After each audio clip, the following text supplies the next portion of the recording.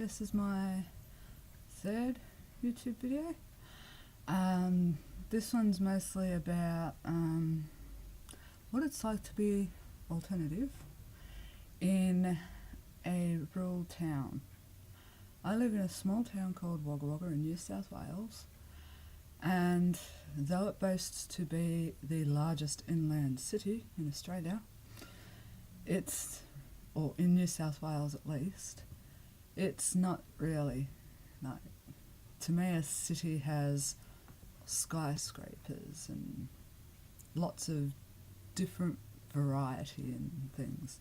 We've got 2 shopping malls and neither of them are multi-storey. So yeah, I really don't class it as a city. Regardless of the few thousand people that live here, I still don't class it as one. With my multicoloured hair, there's other people in town with multicoloured hair, some with green, some with pink, some with red, some with purple. It goes on. There's even a couple of people, and when I say a couple I mean only like 2, 3, maybe 4, if that get around with mohawks, full on death hawks and stuff. But yeah, not really much in the alternative way. There's no alternative clothes shops, there's no alternative specialty type stores. Like, we've got Ishka, that's about it as far as alternative goes. Yeah, there's a few tattoo parlours and piercing studios, but every town's got something like that. The only places that sell corsets are our one and only sex store and 2 specialty lingerie places, but none of them are traditional proper steel bone corsets. They're all plastic bone shapers, if anything. So I'll get asked, oh, where'd you get the corset from? And when I say online or in Melbourne or something, they go, oh well, thanks anyway.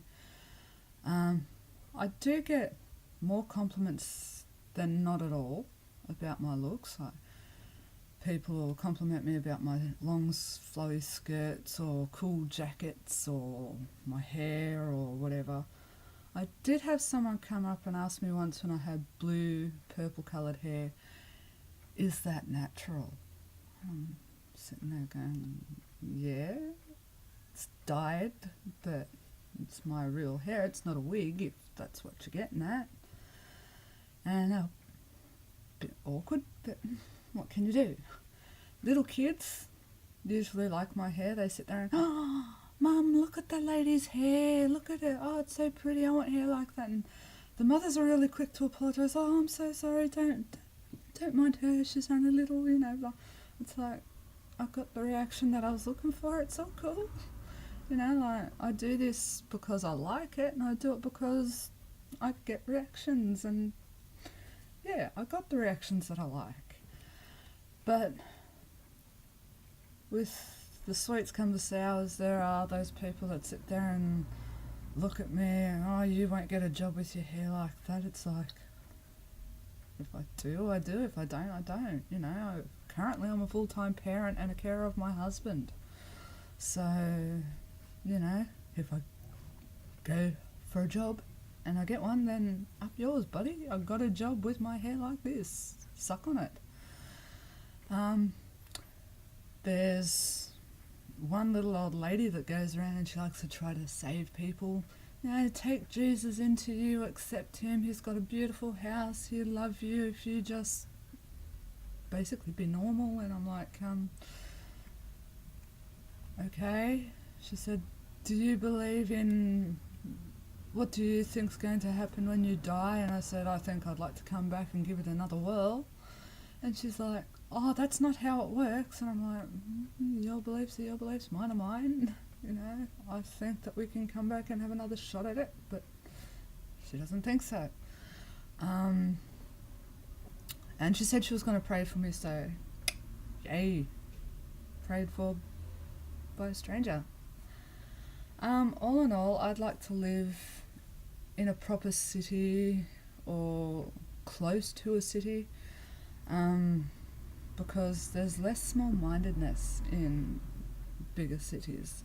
There's more accessibility for alternative people, goths, pagans, everything. Like, you go to a city, you get your pagan meetups once a month. You can find other pagans and get along with them, or other witches and get along with them. It's the same with the Gothic community in Melbourne or Sydney. They're there. You can talk to them, you can join in with Victorian Gothic picnics and whatnot.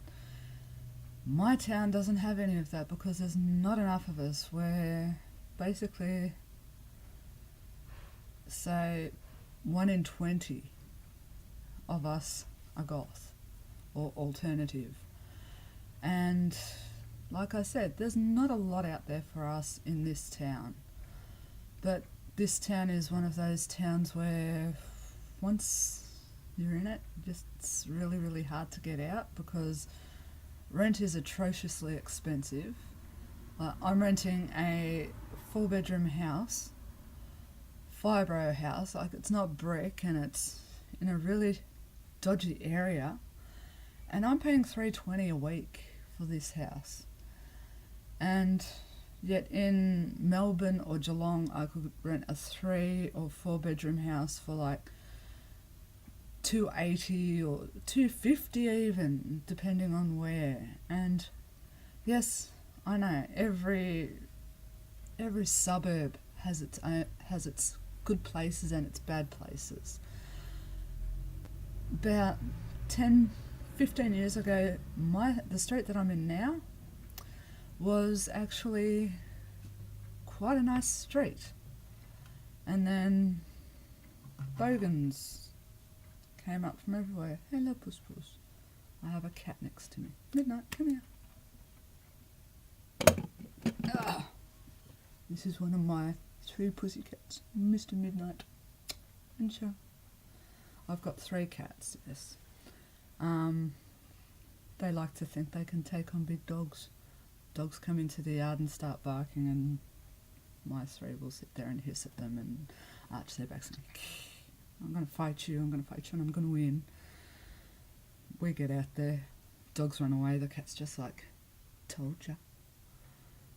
Typical cats. But anyway, yeah, I'd really like to just be able to pick up my family and move to a better place, Geelong, Melbourne, somewhere like that. And say Geelong's cheap, it's near the beach, and it's only an hour from Melbourne. Perfect. Like, you know, it'd be great. My kids would like it, I'd like it, my husband would like it. And basically, yeah, Wagga is just not really suitable for alternative people who want to be able to express themselves. Yeah, so please like and subscribe to my channel and like the video, and I'll catch up with you next time, okay? Bye. I'll try and get another video in before Christmas too, or on Christmas even. See you later.